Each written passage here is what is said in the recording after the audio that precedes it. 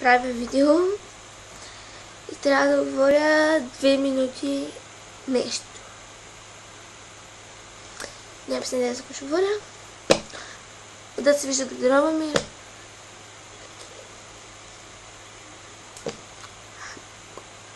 Не знам за какво да говоря, но ще мълча, ако трябва 2 минути. Днеска ми е много топ ден.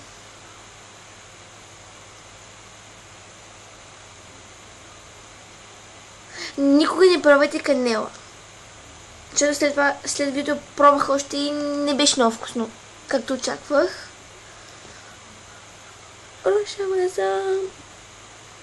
Значи, понеже си правя качвам клипчета в YouTube. Ако някой гледа това клипче, не този, който ми задава въпроса, някой влогър, моля ви, не си мислите, че съм влогърка и че се опитвам да правя някакви смешни, смотани влогове. Просто това са отговори в Ask. Видеото е много преебано. Затова ще ги качваме вече в YouTube.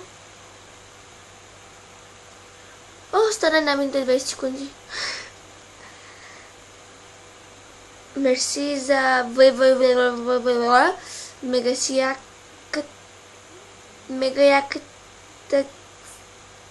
си. Да, мерси. О, трябва да спа си барам косата. Ще те роша в момента. Ако ти е скучно, можеш да ми пишеш, защото на мен ми е скучно. 9 секунди остават.